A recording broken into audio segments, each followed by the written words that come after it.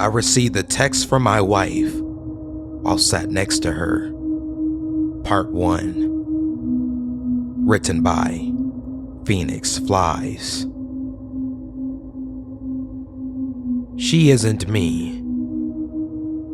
Those 3 simple words on my screen, arranged just so, gave me the most profound sense of dread I had experienced to date.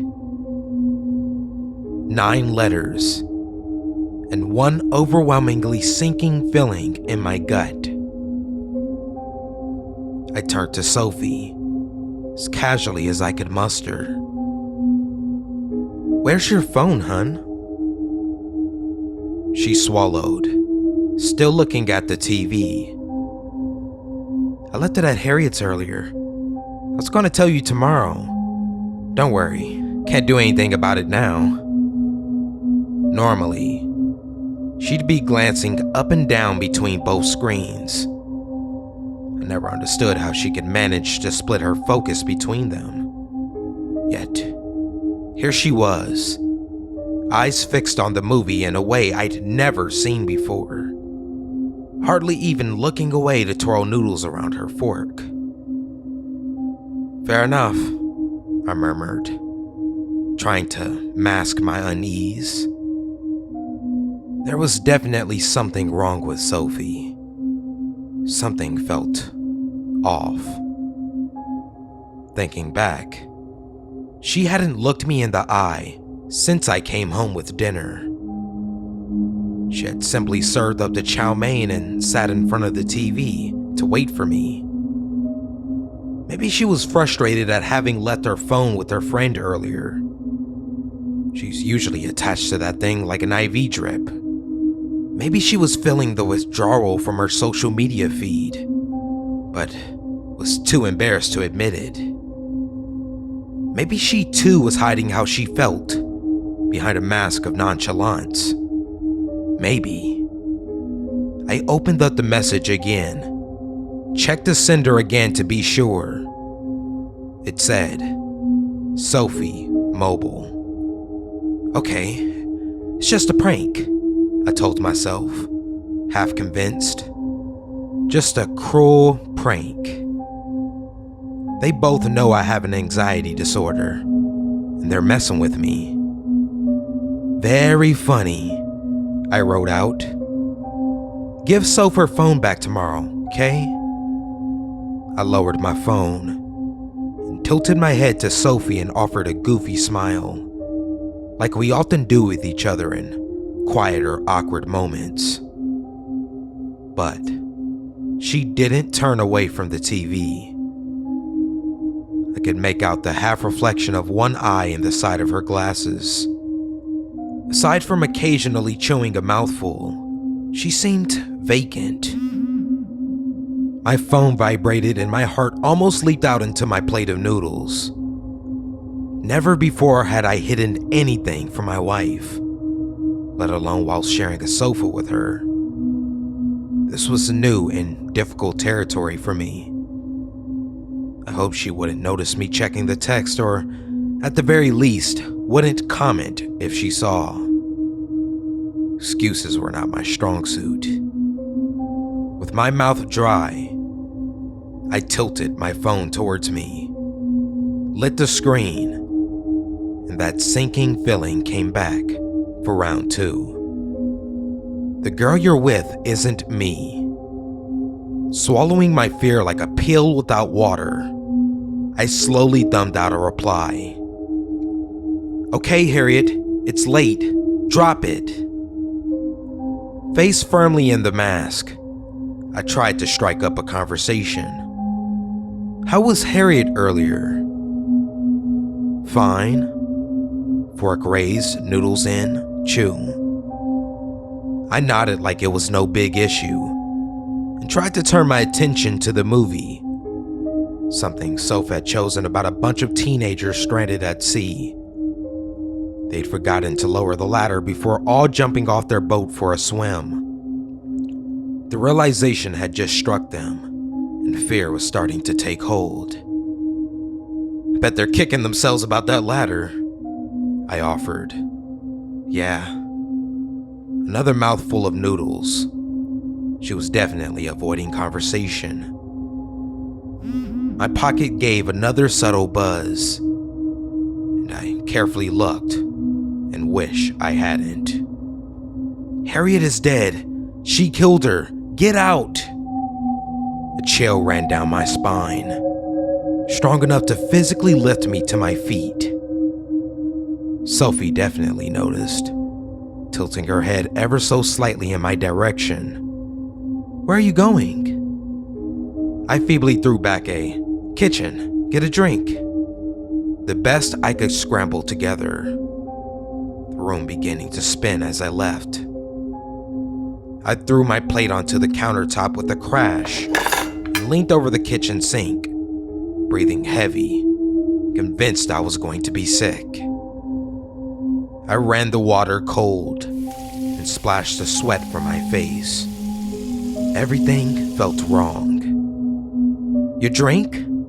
I turned to find Sophie standing in the doorway, facing me for the first time that evening. But I was struggling to focus. Behind her, the kids in the water were panicking. Someone had been hurt, and blood was spreading around the hapless group.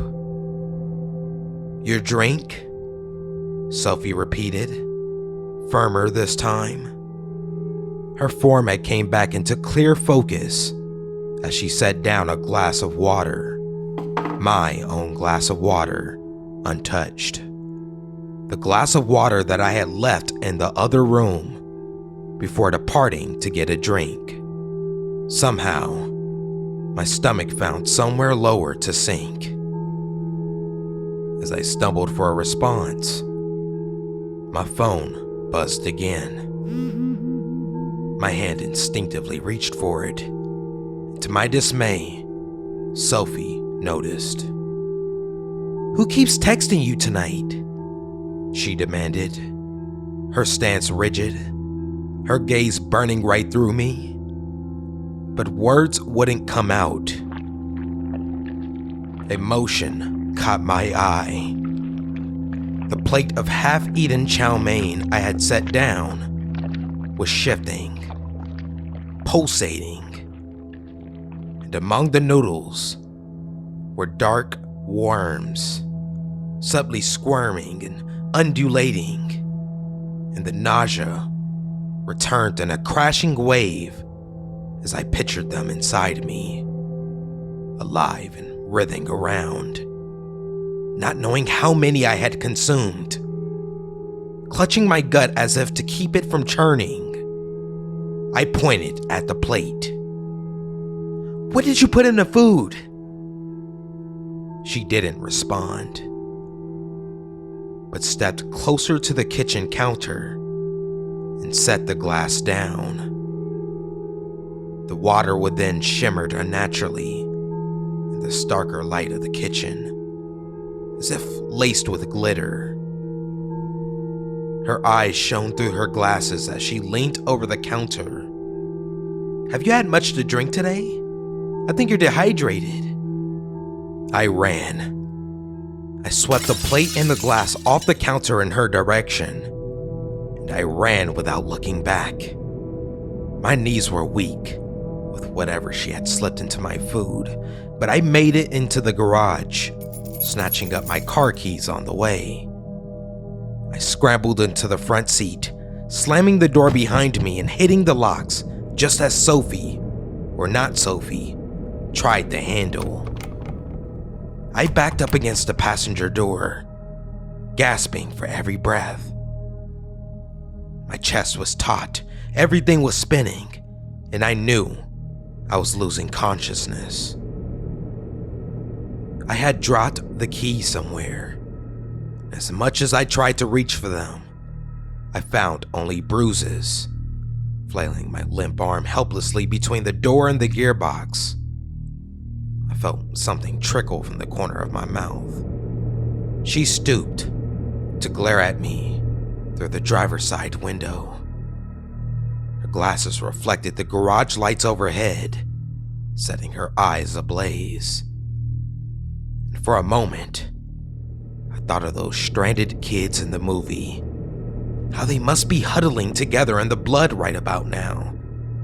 The sharks circling, waiting to strike. I thought of those sharks, and the darkness came. I awoke, my head a fog, to find the car locks and the windows intact.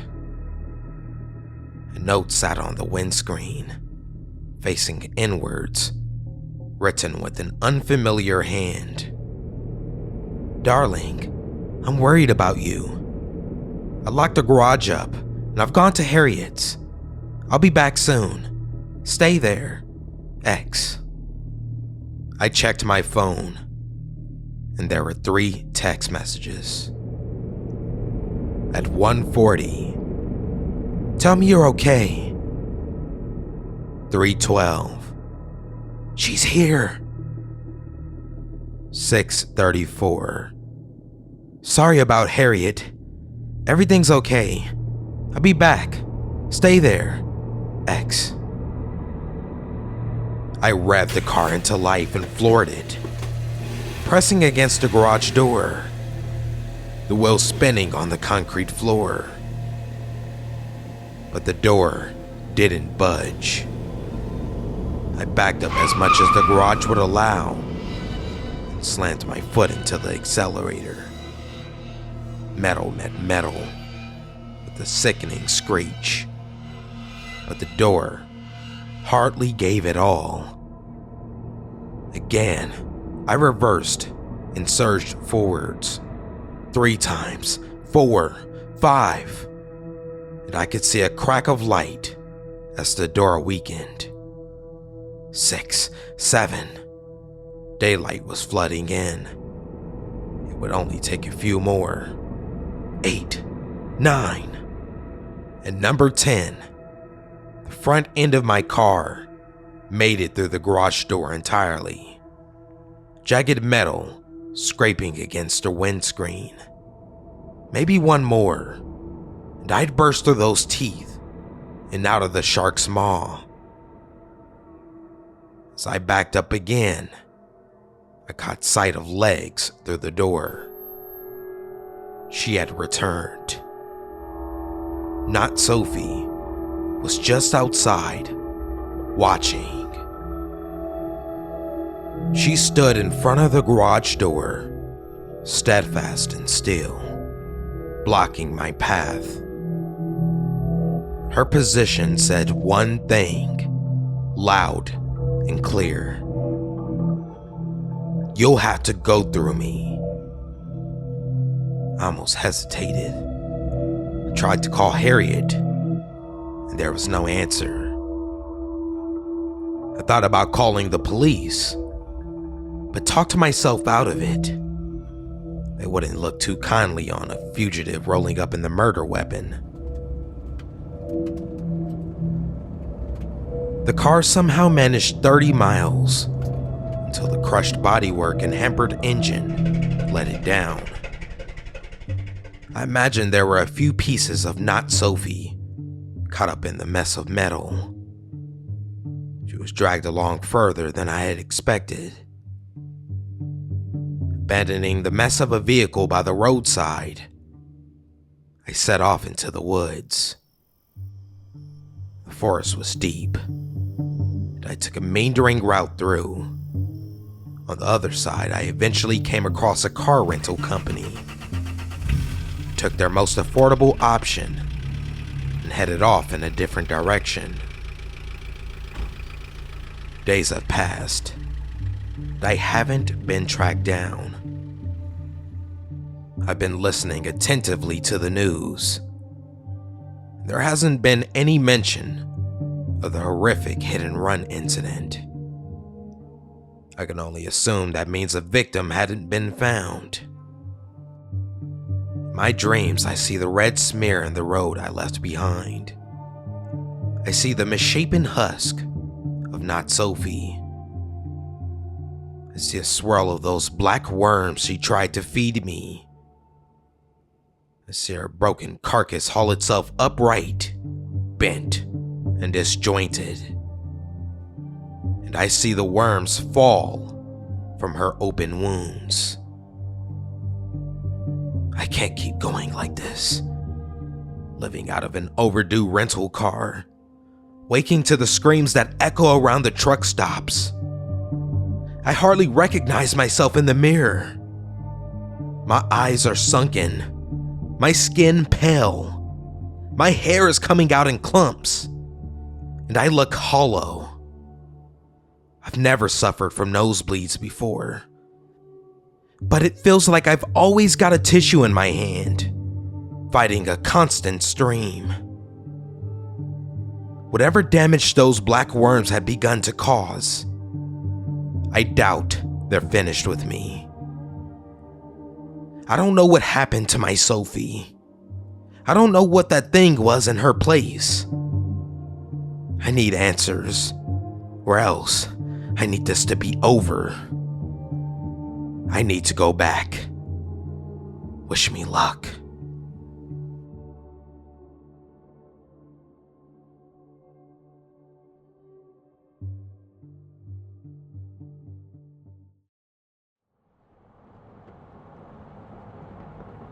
I received the text from my wife while sat next to her. Part 2. Written by Phoenix Flies. It's not just Sophie. This is bigger than I thought. The worms are really making me suffer. I've made some startling discoveries since my last post. And in spite of my best efforts, I can't rationalize what's happening. I'm going to assume that you all are up to speed with the story so far and continue where I left off.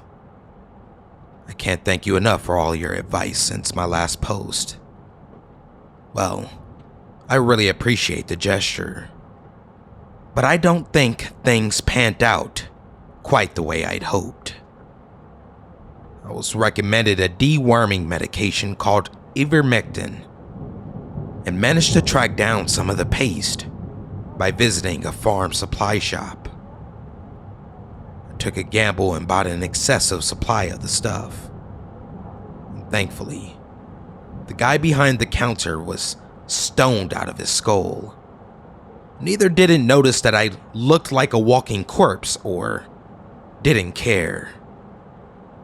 Either way, the only question he asked was, "What for?" And he seemed satisfied with my mumbled response of, "Animals." I think I'm getting better at this deception thing. Having measured and taken 3 times the recommended dose, I convulsed and threw up so hard that I thought I made an organ. Those black worms fed to me by the imitation of my wife were still inside and were making their malice known. I fought to keep down another 2 doses, wanting to send them a message of my own. It had been 4 days since I left, and I finally had a plan. I may have felt half dead, but what remained was functioning on pure determination.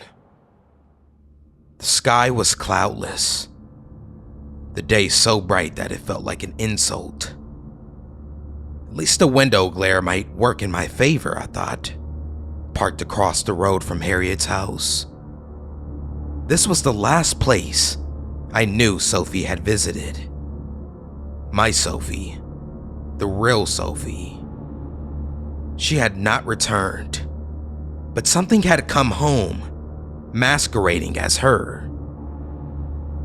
There was a chance, however slim, that I might find her here alive. Failing that, I might at least find out what happened to her. A marked police car rolled up in front of me, just on time. I had called ahead, claiming that there had been an altercation between Sophie and Harriet, bookending my story with half-truths to make it easier to weave. I told them Sophie had gone over to confront Harriet about a missing phone. I told them a friend had heard a commotion while walking past that night, shouting, things being thrown. And I told them Harriet was unpredictable, with a dangerous reputation. And then I finished with the absolute truth. I told them Sophie hadn't come home for days, and that I was gravely worried. They almost caught me out when they asked me why I hadn't reported her missing already. I choked on my own words, launching into a fit of hacking coughs. Somehow that worked to my advantage.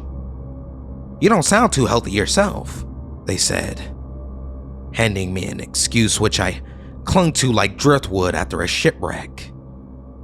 Somehow, everything was going better than expected.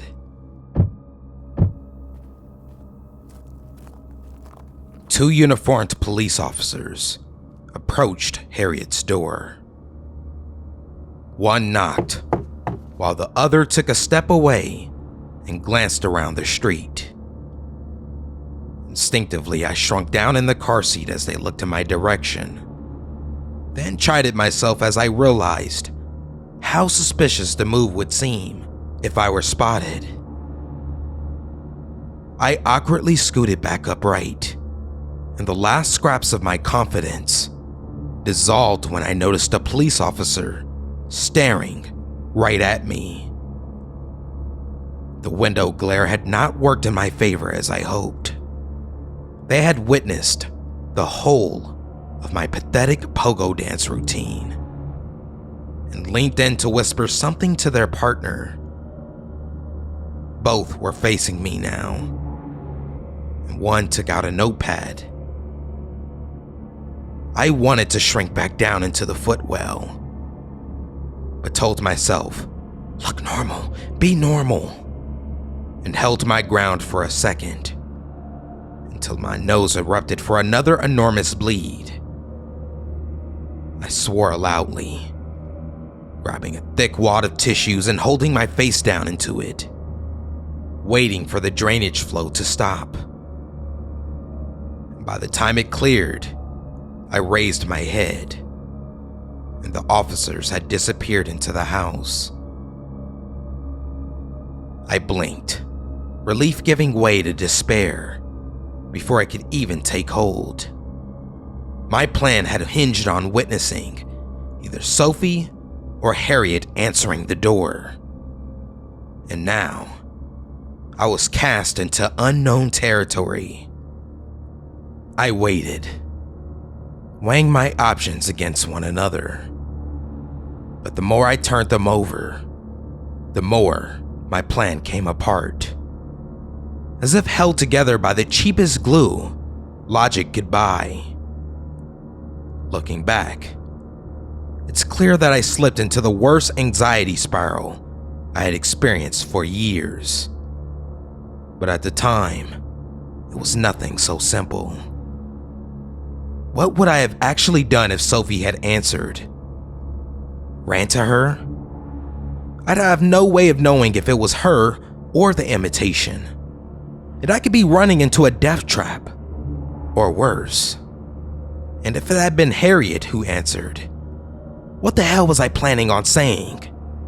"Sophie told me you were dead. Also, have you seen her lately? And are you sure it's actually her?"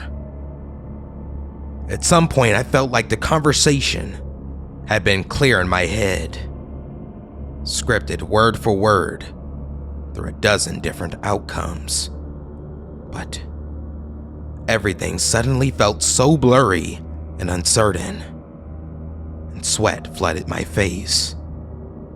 The road in front of me seemed to stretch on forever, shrinking to nothing. What was I hoping to gain from being here? The steering wheel pulsed, swelling along with the rest of the car interior. I felt like I was being crushed, running out of space and air. Why was I here? I fought for breaths that wouldn't come. I fumbled and failed to open the window and painted the inside of my car door with vomit and passed out.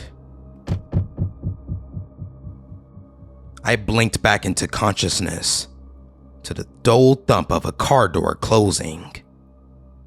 The police were leaving, and I could make out the silhouette of another figure in the backseat.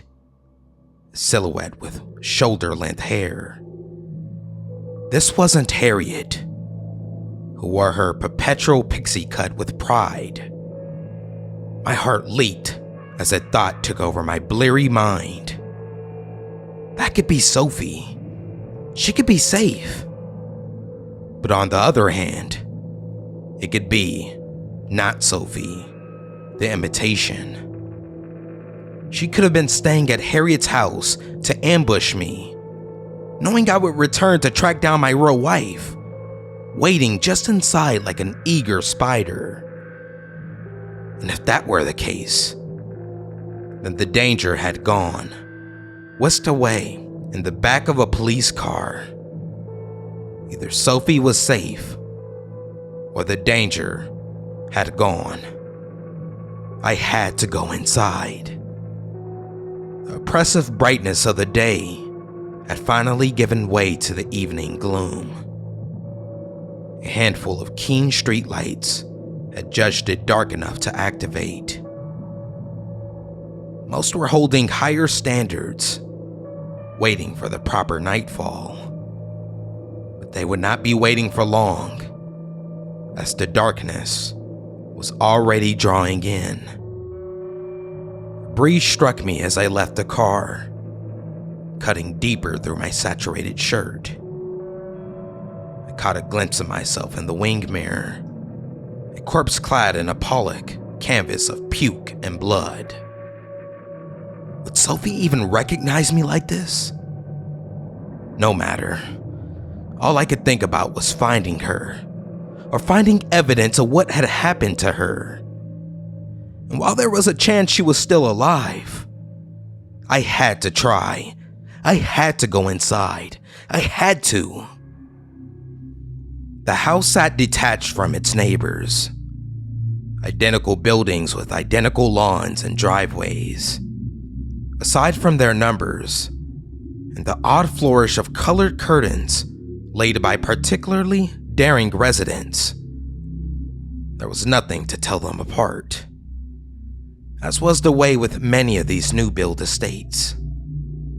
It was, of course, the interior that mattered, where the mask gave way to truth. The street was graveyard quiet as I flanked Harriet's house. The side gate led to the back garden, barely waist height and unlocked. Dark blinds obscured all the windows, and not a glimmer of light shining through. The place was empty, as far as I could tell. None of the windows were open. I pondered the best way to approach entry and, on a whim, tried the back door with the weight of my shoulder. It clicked open, and I stumbled inside, my knee landing hard on the tiled kitchen floor with a resounding thump. A hiss of pain escaped, and I reflexively clamped my palm over my mouth. The house was dead quiet in response. Pain was shooting through my leg as I hauled myself up to feebly lean against the countertop. I pulled out my phone, turned on the torchlight, and cast it around the room, the beam shaking as I fought to keep my hand steady. It was just a kitchen. Oven, microwave, fridge covered with tacky magnets, kettle, toaster, dirty dishes, a vase of flowers, a few days past their prime. Regular old kitchen, nothing unexpected. Eerie in the stark spotlight, but just a kitchen. I took a deep breath and continued into the house. The stairway banister cast prison bar shadows up the wall as I passed. I swept the torchlight across the living room and bathroom without gleaning much information. And then I saw the door. Set into the staircase, this door either led to a cupboard or a basement. I swallowed with all the ease of ingesting a golf ball. If this house held secrets, my gut told me that they would be found here. I opened the door, and there were stairs, and they went down. My light spilled into the narrow space, barely lighting the bottom of this passage, but enough to show me Sophie. She was standing there in the darkness, in the same green dress she'd worn when I last saw her. Her hair was its usual wavy mess, and her back was toward me. But when she noticed the light, she turned. It was a sluggish movement, as if she was dazed. Her gaze met the lower stairs and followed them upwards, and her eyes widened as she saw me. She raised an arm and pointed directly at me, took a deep, deliberate breath, and then she screamed. She screamed at me, her finger extended, a screeching fry of a scream. Someone being burnt alive, put through a faulty auto-tune. It wavered, crackled, and in the poor light, her facial features seemed to distort with her voice. She screamed that horrific scream, and as she screamed, she fell apart into bugs. She collapsed into them, as if her entire form dissolved into particles from head to toe, and only those particles had legs and wings. Some fell to the floor, crawling and writhing. Others took to the air, and in a matter of seconds, she became a swarm. And then that swarm started up the stairs toward me. I was already running, my skin crawling and jolts running down my spine. What I had witnessed defied explanation, but I wasn't about to hang around and ask questions. Moth wings brushed the back of my neck, and I knew the spiders wouldn't be far behind. I sped around the front of the house, heading for my rental car, but stopped dead. The pitch of night was pierced by glares from across the street.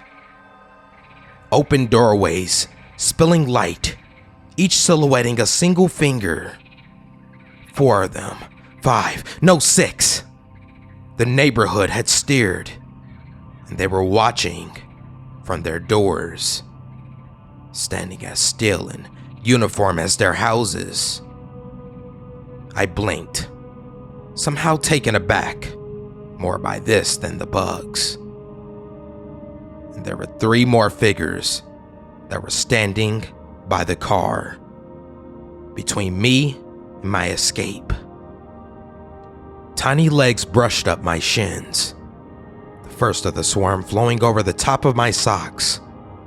I yelped, kicking out as I took off in a flailing sprint down the street, swatting at moths as they died in front of my face. And through the haze of the wings, I saw the neighbors in their doorways, each lit from behind, like in some 50s alien abduction movie. And each of them raised an arm, each pointed at me. And each one echoed the same screech of a scream as I passed them. Door after door was the same. 10 houses, 14, 20. I lost count. Pointed fingers and piercing screams ringing in my head. On and on, silhouettes and screams, as if the whole world had conspired toward my exile. Tears streaked my face as I ran. Longer and harder than I felt I ever had. The cloud of bugs seemed to thin, and the road led to a forest path, which I took without a second thought. The promise of darkness was far more alluring than the lights I was leaving behind. I knew I had been seen entering the forest, so I deliberately took a difficult and unpredictable path. I emerged, seemingly a lifetime later, on a quieter street. I was battered and bruised. I was scratched and torn, but I was still breathing. And I didn't stop running until I had put 3 more roads between myself and the madness. Reason finally took over from panic as I leaned against a lamppost to catch my breath in the night's frigid embrace. I couldn't rely on picking up a trail from Harriet's house. Whatever this was, it had spread through the whole neighborhood. It could replicate people, and the entities they became were capable of working together, coordinating wordlessly. I didn't know whether the Sophie I saw whisked away by the police was the original or another copy, or if it was not Sophie. I didn't know if the police officers were still human or not, and if they were, I didn't know how long that would remain the case. I needed time. I needed to be away from here, and most importantly, I needed medical attention. I made the most important phone call of my life and requested to be sectioned in a mental hospital. I told them I had an anxiety disorder and had been away from my medication for days, and I explained everything I had seen tonight. I explained that, of course, I know none of this could have been real, and yet, I still saw it all. I said that I needed help, and more than anything, that I needed to be isolated. My greatest act of deception was to claim that I knew I was mad. And I have been treated well since I arrived.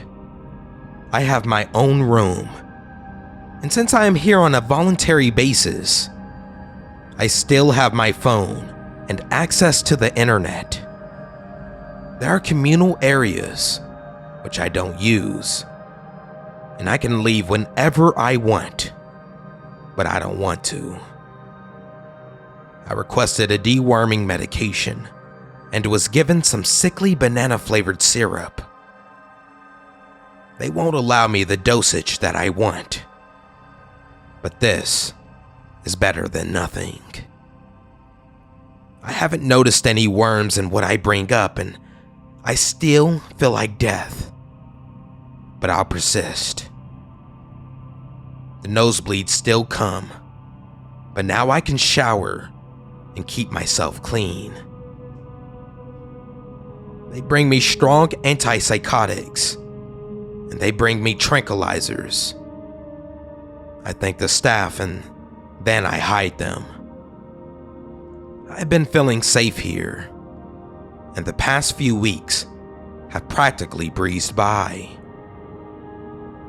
The horrors I lived through could almost have been a dream. And each night, moths gather at my window. They flock to the pane, as if adhering to a massive bulb.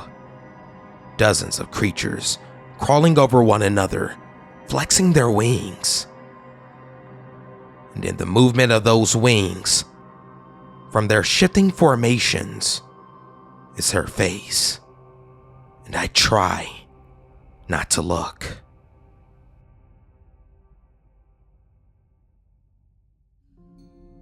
Thanks for listening to today's episode. Please consider becoming a member of my Patreon page, where you can have access to over 200 episodes with no ads, no promo, no bullshit. Just scary stories which you can download or listen to through an exclusive podcast feed. You'll have access to the entire Scarecast catalog, my bedtime story collection, and over 40 episodes never before released on the podcast. You can join by visiting patreon.com/thescarecast. All information will be posted in the description of this episode. Also, follow my Instagram at the Scarecast for podcast updates. If you can also rate and review this podcast on your respective podcast player, that will help a lot. As always, be safe out there, and until next time.